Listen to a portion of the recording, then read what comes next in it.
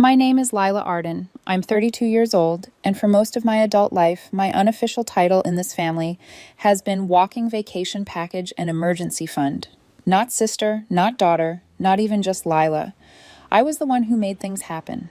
The planner, the provider, the person everyone rolled their eyes at while quietly depending on. Every summer, like clockwork, I booked the family vacation. Not the throw a few bags in the car and hope for the best kind of trip either.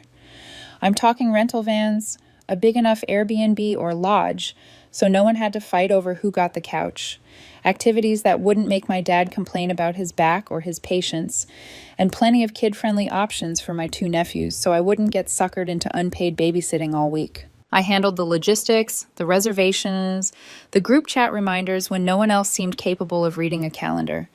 And most years, I handled the cost. Not because anyone asked nicely, not because they were deeply grateful. Because if I didn't, nothing would happen, and I'd still be blamed for letting the summer slip by. I'm the oldest, the one with a real job, as my dad likes to put it. When he wants to brag about me to other people while simultaneously shaming me at home.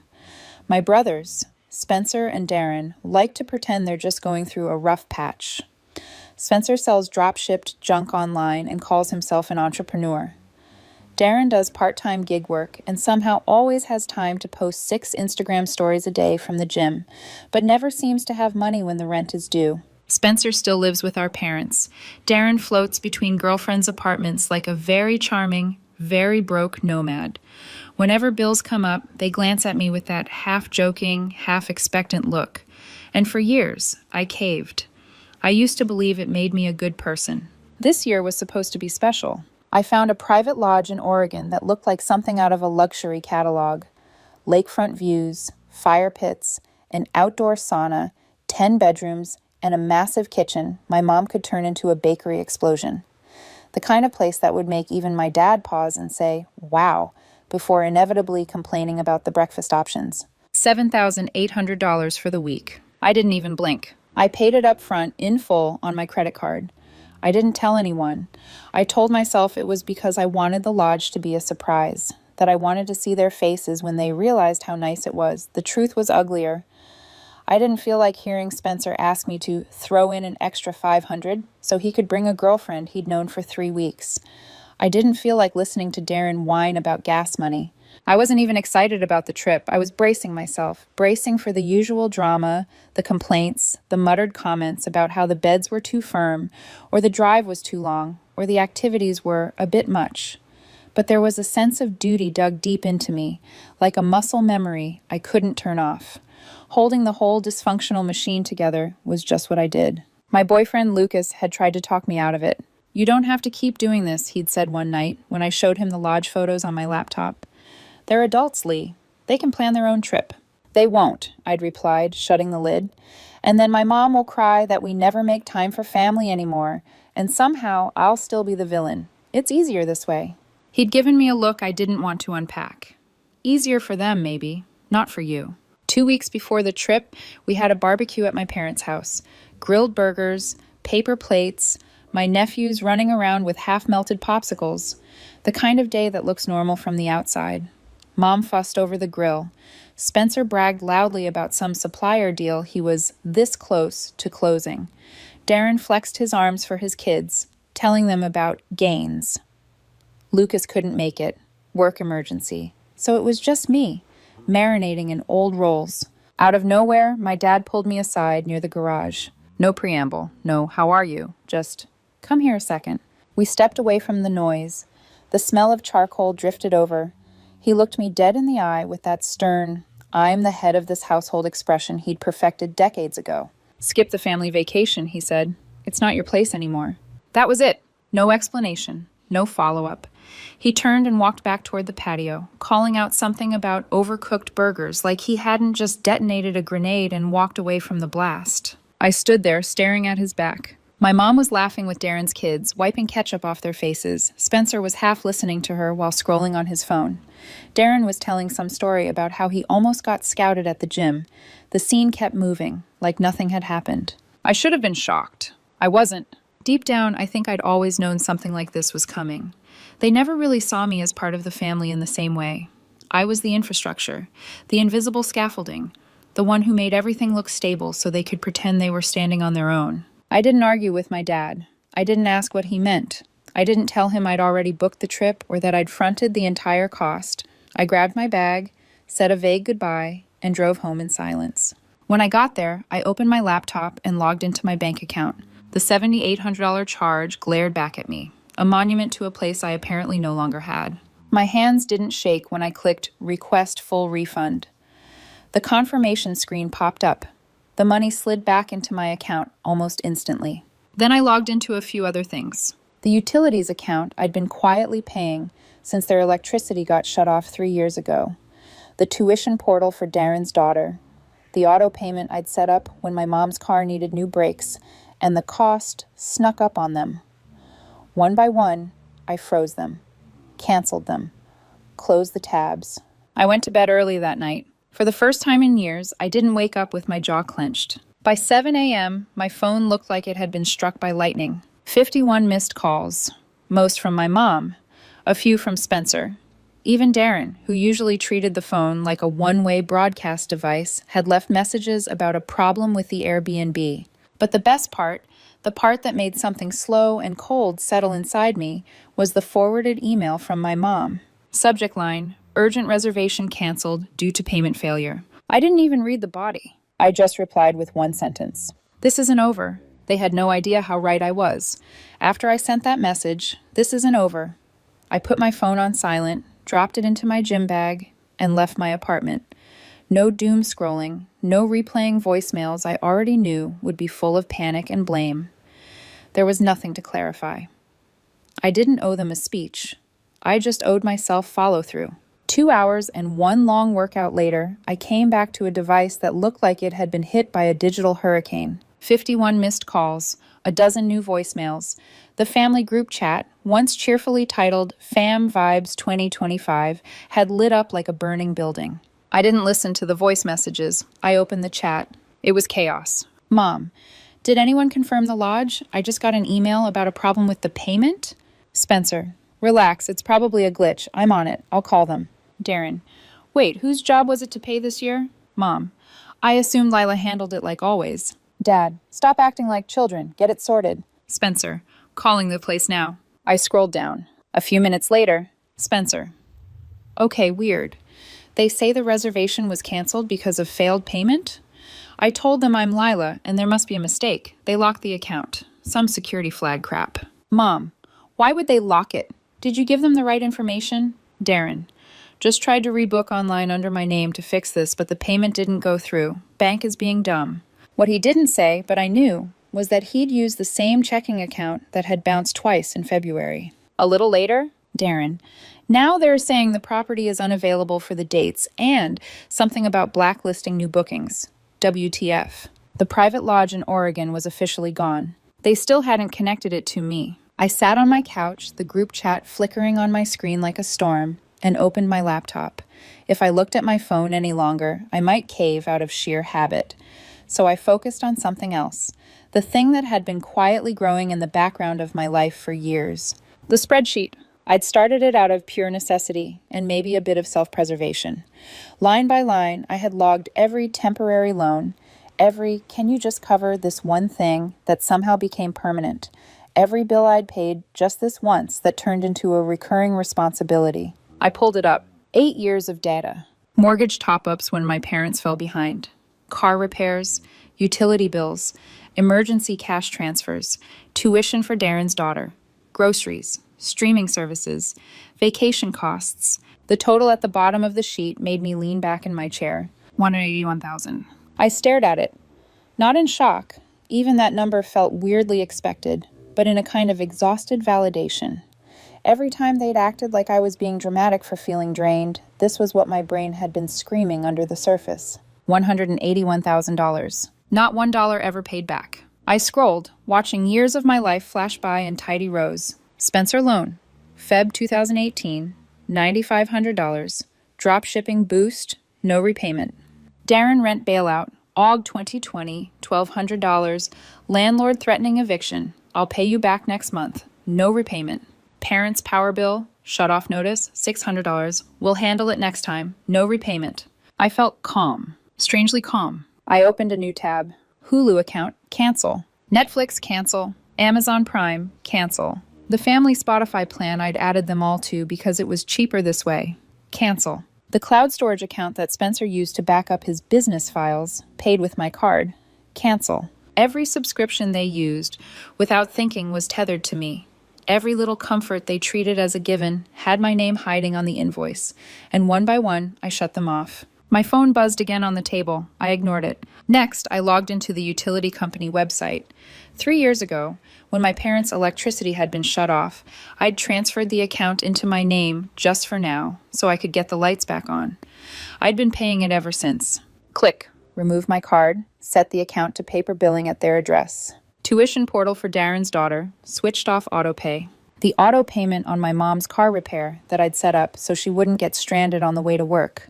Canceled. I didn't break anything. I just stopped artificially holding everything together. That evening, I poured myself a drink and watched as reality started to hit them in real time. Spencer sent me a direct message. Yo, do you know anything about the lodge? Mom says payment failed. Also, Hulu and Netflix both logged out. Is there some card issue? Can you call them? I didn't answer. Darren left a voice note. I didn't listen to the whole thing, but I caught enough as it autoplayed in the preview. Hey, just checking in to see if you're okay. Mom says you've been quiet. Also, the Airbnb thing is messed up. If you could just make one call to the owners, you're good at that stuff. Delete. Then came my mom's voicemail. Hi, honey. I think some things are being shut off. We're a little confused right now. Maybe there's been a mix-up with your card? Your dad's upset about the trip, but we're all disappointed. The kids were really looking forward to it. Can you call me when you get a chance? Still no apology. Still no acknowledgement of what my father had said.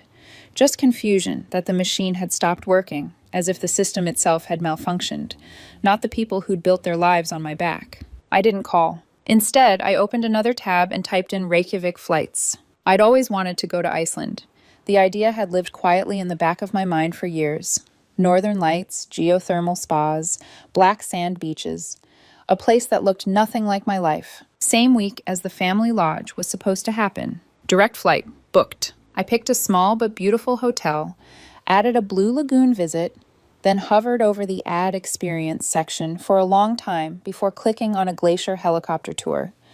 I hesitated for exactly 3 seconds before hitting Confirm. $7,800 had once disappeared from my account for a trip I didn't want with people who didn't respect me. Now I'd spend less than that on a week somewhere no one could reach me, even by accident. As I closed my laptop, my phone buzzed with a new text from Lucas. How are you holding up?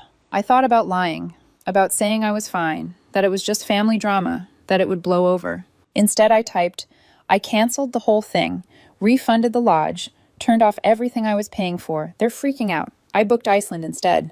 There was a pause. Then his reply came. Good, I'm proud of you. A second message followed. You know this is going to change everything, right? I glanced at the storm of unread notifications, the missed calls, the panicked messages. It already has, I wrote back. I set the phone down, turned the ringer off, and let the apartment go quiet. For the first time in a long time, I wasn't bracing for the next demand. I was waiting for my own life to finally start.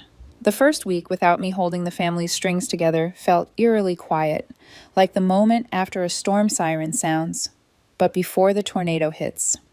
I wasn't checking the group chat anymore, but I didn't need to. I could feel the shift through the messages that slipped through individually, panic turning into calculation, calculation turning into manipulation, and beneath all of it, something I'd never seen in them before, fear. It began with Spencer. He sent a GIF. A cartoon dog sipping coffee in a burning room with the caption, Family Vacation Planning RN. Then he followed it up with, No pressure, sis, just let us know where your head's at. Like we were all laughing about this together. Like he hadn't tried impersonating me with a 2016 email account to fix the lodge reservation after it failed. Like he hadn't been spamming my phone for 48 hours straight. I didn't respond. A few hours later, Darren chimed in with a link to a dilapidated cabin in Idaho. The photo looked like it was taken from the perspective of someone fleeing a murder scene. He wrote, This one's not bad. A little rustic. Could you spot us the deposit so we don't lose the booking window? We can pay you back right away. Right away. The same way I had been paid back for everything else. Never. Still, I didn't respond. By the end of the day, their tone began thinning. Spencer sent a short message. "You're being unfair." Darren left a voice note that started out as a fake check-in. "Just making sure you're okay, Lila. We're all worried." But quickly devolved into the real reason he called. "You made stuff complicated for no reason. No one asked you to do everything. You just took it on and now you're punishing us for it." I deleted the message before he finished. I didn't need to hear another second of someone rewriting history because it no longer benefited them. Then my mom left her own voicemail. Her voice was soft, too soft. The softness she reserved for moments she wanted something. "Hi, honey. I'm worried about you. Your dad's words came out wrong. We all say things we don't mean when we're overwhelmed. And I know you've always gone above and beyond. Maybe too far beyond. Sometimes. Too far beyond." That line stuck in my skull like a thumbtack. They didn't see it as kindness. They saw it as control. They saw me as the problem. I didn't call her back. Instead, I sat at my dining table, my quiet little apartment feeling bigger than it ever had, and pulled up my accounts again. If they thought I'd gone too far beyond, then I was about to show them what it looked like when I stepped back within my own boundaries. Cell phone plan? I had put the whole family on my plan years ago to save them money. 5 lines, all under my name. Cancel. Appliance warranty? The dishwasher they refused to fix unless I paid? Cancel. Darren's car loan, the one I co-signed to protect my credit and ended up paying the bulk of? Stopped. His credit was already trashed. Mine was no longer going down with him. Then there was Spencer's beloved business. Last year, he borrowed $9,500 from me to scale up some drop shipping scam. He posted a photo of a fake Rolex 2 weeks later and never mentioned the loan again. So I sent an email. Subject: repayment schedule dates. Amounts: bank info. No threats, no emotion, just expectations he'd never bothered to meet before. He opened it. He didn't reply. That night, I poured a drink and, for the first time, opened the family group chat just to see what the damage looked like. It used to be called Fam Vibes 2025. Now it had been renamed. August trip revised. The entire feed spiraled like a slow-motion disaster reel. Spencer attempting bravado. "RV road trip instead? It'll be fun." Minor detail. He forgot his license was expired. Darren, trying to act like the savior. Found another lodge. Listed myself as CEO of Darren Global Enterprises to get the corporate rate. They flagged his ID as suspicious and voided the booking. My mom: "I contacted that church retreat center, but they're booked for a youth camp." My dad: "What's the problem? Just pick something." Everyone: "We have no money." Then came the photo. A cabin that looked like the set of a low-budget horror film. Peeling paint, a sagging roof, a canoe flipped upside down in a patch of dead grass. Darren captioned it, "Adventure mode activated." No one reacted. Their budget was thousands short. Every credit card was maxed or declined. Dad's included. Mom's was apparently never hers to begin with. Spencer's girlfriend bailed once she saw the downgrade. And that was when it hit me. They weren't just scrambling. They were unraveling. The entire structure of their lives, the one I'd been propping up with money, time, emotional labor, crumbled the second I stepped away. And for once in my life, I didn't feel guilt. I felt detached, peaceful, even curious. How long had I been holding up a tower made entirely of matchsticks? That night, there was a knock on my door. Spencer. I didn't even know he remembered my address. He stood on my doorstep with cheap whiskey in hand, wearing gym shorts and the same forced grin he used as a kid when he broke something and tried to charm his way out of trouble. "Hey," he said too brightly. "Just in the area. Wanted to check in." He rambled for a bit. Dad was out of line. I had every right to be upset. We should stick together, before dropping the real reason he'd come. So I found a new place for the trip. Just need a couple $100 to lock it in. You know, just a little jump start. I'll pay you back next week, promise. I didn't say a word. I just slowly closed the door in his face. Through the peephole, I watched him stand there, confused, embarrassed, then angry. He lingered 20 minutes before leaving. No text, no apology. The next morning, I got a fraud alert from my bank. 3 failed login attempts on an old checking account. Device name, Samsung tablet, Portland. Darren. I didn't report it. Not yet. Instead, I went for a walk, bought a lavender latte, and sat in the park watching people who weren't waiting for someone to need something from them. That afternoon, my mother emailed me. It was shockingly respectful. A simple itinerary. Flights, a small Airbnb, a rental car. They had pieced together a modest alternate trip. She wrote, "You're always welcome. We hope you'll join, but we understand if you don't." It was the closest thing to accountability I'd ever seen from her. But 3 hours later, another alert came. An attempted $2,500 PayPal charge from Darren's email. Blocked. If they'd truly changed, they wouldn't still be trying to break into my accounts. My phone buzzed again. A text from Dad. Just 2 words. Enough games. Not a greeting, not a question, a command. For the first time in my life, I didn't react like a child anticipating punishment. I reacted like an adult choosing freedom. I opened my Iceland itinerary and added one more experience. A glacier helicopter tour at sunrise. Because if I was going to disappear from their chaos, I might as well rise above it. Literally. The day my Iceland trip began, the family group chat was still sputtering with last-ditch attempts at optimism. I didn't check it directly. I had muted it days ago, but notifications trickled through the preview bar like smoke seeping under a closed door. Before heading to the airport, I allowed myself one quick glance. A blurry photo popped up. Spencer standing in front of a crooked gray cabin that looked like a set from a crime documentary. A sagging roof, dead grass, a canoe that hadn't touched water since the Obama administration. Darren had captioned it, "Adventure mode activated." No one reacted. I turned the screen off. The trip wasn't my problem anymore. At the airport lounge, as I sipped an espresso and watched planes maneuver against a silver sky, a strange warmth settled in my chest. For the first time in a long time, I was choosing a life event for me. Not for them, not for duty, not to prevent a meltdown or fill a void someone else created. When my flight lifted off, I powered my phone completely down. No roaming, no messages, no emergencies. Just silence. A clean, cold silence that felt like stepping into a glacier-fed river. Shocking at first, then soul-clearing. The first days in Iceland felt like walking through a dream someone else had paid for until I realized the someone was me. I hiked across black volcanic sands that crunched under my boots. I stood under waterfalls so loud they drowned out every thought I'd been carrying for years. I floated in geothermal pools while steam curled around my body like warm fog. At night, I'd lie in my hotel room, listening to the stillness. No chaotic group chats. No demands. No guilt disguised as love. No brothers asking for favors. No dad barking orders. Just me. Even Lucas noticed the difference when we video called one night. "You look lighter," he said, smiling from his apartment back home, like someone who finally exhaled. "Maybe I did," I said. "You know," he continued gently, "you don't have to go back to how things were. Boundaries aren't punishments. They're safety belts." I nodded, knowing he was right, and knowing that a small part of me still feared what awaited me when I turned my phone on again. But that fear no longer held the steering wheel. On the third day, I powered my phone on for a moment, standing inside a cafe that smelled like cinnamon and coffee grounds.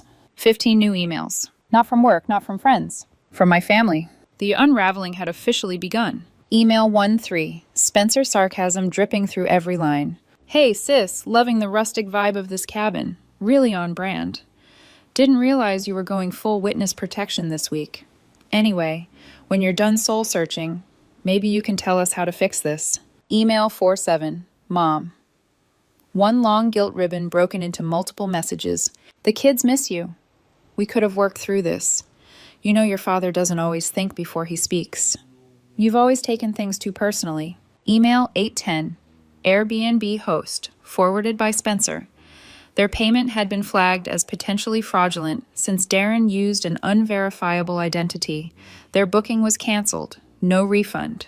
They had 48 hours to leave the property. Email 11 and 13. Darren rambling, unpunctuated. Written like a confession from someone who had hit the end of the rope.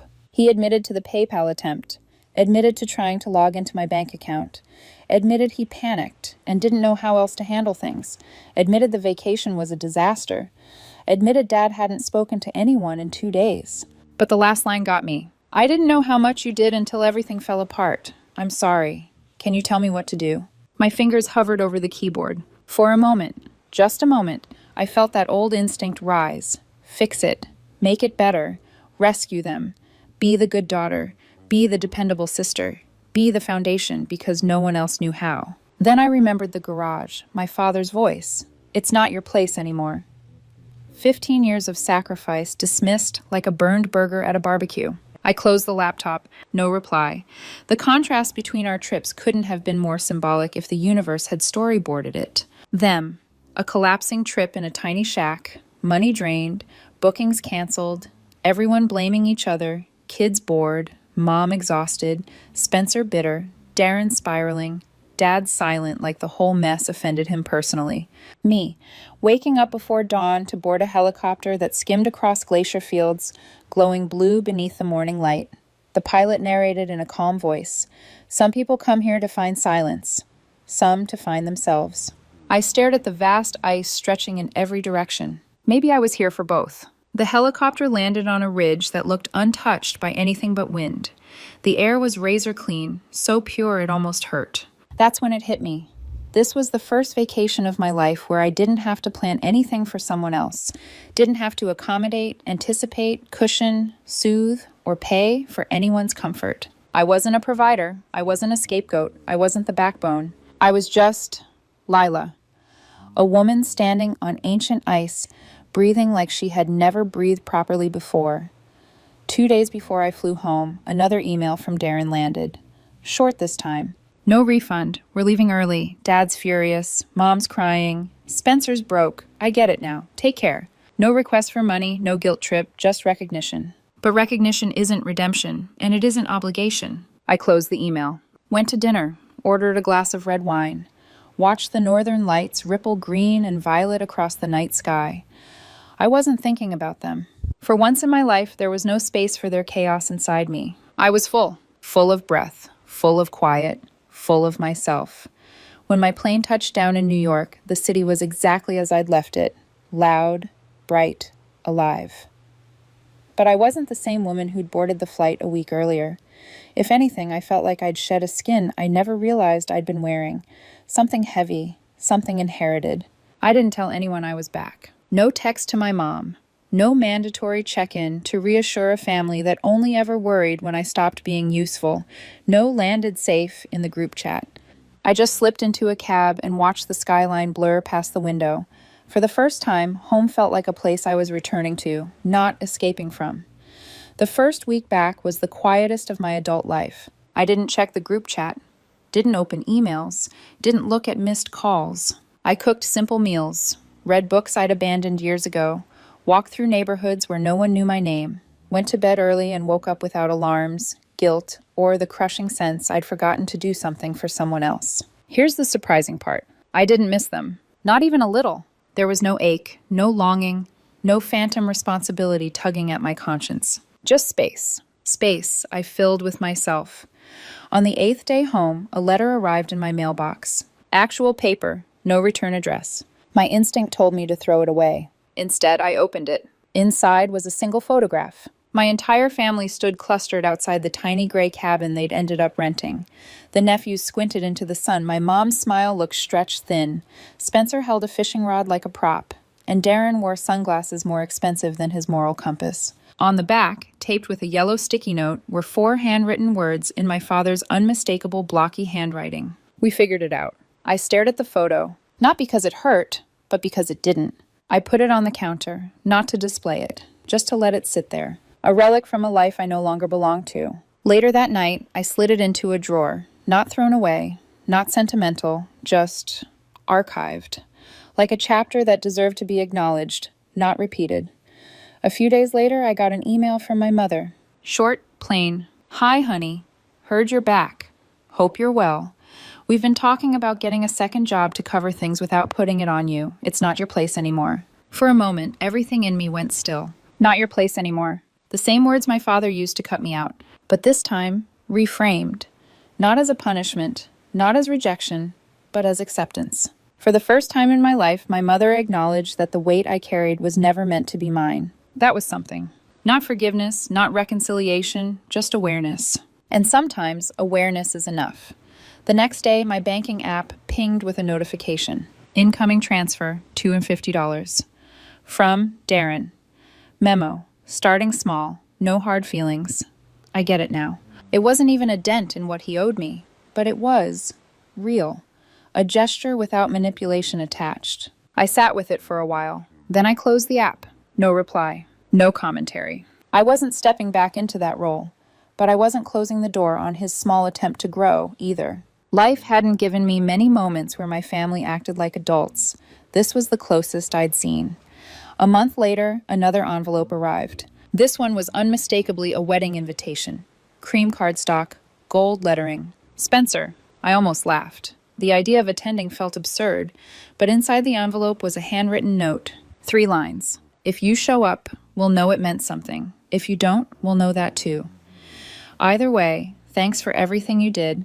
You held us up longer than we deserved. I didn't go, but I didn't throw the note away either. Some endings don't need full closure. Sometimes a softened truth is enough. Months passed. Darren kept sending $250 each month. Never more, never less, quiet and consistent. No guilt, no messages, no excuses, just repayment. I respected that more than any apology. My mother sent short emails occasionally, links to articles she thought I'd enjoy, photos of the garden. No pressure, no emotional traps, just normal. My father never reached out, but somehow that also felt normal. In their silence, their slow efforts, their clumsy attempts at adulthood, something became clear. They finally understood what life looked like without me carrying the weight. And I finally understood what life looked like when I stopped letting them. Here's the twist no one saw coming. Not them, not even me. I didn't need an apology to be free. I didn't need repayment to feel whole. I didn't need their validation to feel like I mattered. All I needed was to step away long enough to remember who I was without their hands on my back, pushing me into roles I never volunteered for. Now, when I open my junk drawer and see that photo of them in front of the sad little cabin, I don't feel anger. I feel clarity. They survived. I thrived. And for once, those two things weren't dependent on each other. There's no dramatic reunion coming. No neatly tied bow. No Hollywood forgiveness arc. Just this. I stopped failing myself, and that has made all the difference.